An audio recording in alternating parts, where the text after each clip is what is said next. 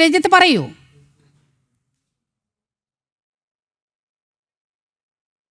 നീലിമ, കഴിഞ്ഞ കുറേ കാലങ്ങളായി കേരളത്തിലെ കോൺഗ്രസും കമ്മ്യൂണിസ്റ്റ് പാർട്ടികളും പടച്ചുകൊണ്ടിരിക്കുന്ന ഒരു ഇതാണ്. രണ്ട് മുട്ടനാടുകളെ തമ്മിലടിപ്പിച്ച് ചോര കുടിക്കാൻ ശ്രമിക്കുന്ന ആ റോളിലാണ് കോൺഗ്രസ്സുകാരനും കമ്മ്യൂണിസ്റ്റുകാരനും ഇപ്പോൾ ഉള്ളത്. ക്രൈസ്തവ സമൂഹത്തിൻ്റെ ഇടയിൽ വലിയ രീതിയിലുള്ള ഭീതി പുലർത്തുക. നേരത്തെ LDFിൻ്റെ പ്രതിനിധി പറഞ്ഞില്ലേ, അവിടെ ഛത്തീസ്ഗഡിൽ BJP ഈ ക്രൈസ്തവ സമൂഹത്തിനെതിരെ വലിയ രീതിയിലുള്ള അക്രമം നടക്കുന്നു എന്ന രീതിയിൽ പ്രചരിപ്പിക്കുക. പക്ഷേ അവിടെയുള്ള ബിഷപ്പ് തന്നെ പറയുകയാണ്. ഞാൻ ചോദിക്കട്ടെ, ക്രൈസ്തവ സമുദായത്തിൻ്റെ മേലധ്യക്ഷന്മാർ അത്തരത്തിൽ അവർക്കൊരു അഭിപ്രായമില്ല.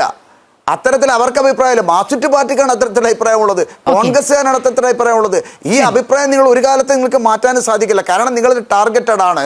BJPക്ക് നേരെ നടത്തുന്ന വലിയ രീതിയിലുള്ള കള്ളപ്രചരണത്തിൻ്റെ ടാർഗറ്റാണ് നിങ്ങൾ നടത്തിക്കൊണ്ടിരിക്കുന്നത്.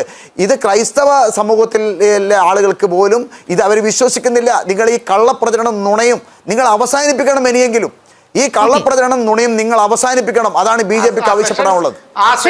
ഒരു സെക്കൻഡ്, ശ്രീ കെന്നഡി അങ്ങേക്ക് കേൾക്കാമോ? ശ്രീ കെന്നഡി അങ്ങേക്ക് കേൾക്കാമോ? അവരുടെ നടപടിയെ നിങ്ങൾ അപലപിക്കാൻ തയ്യാറാണോ?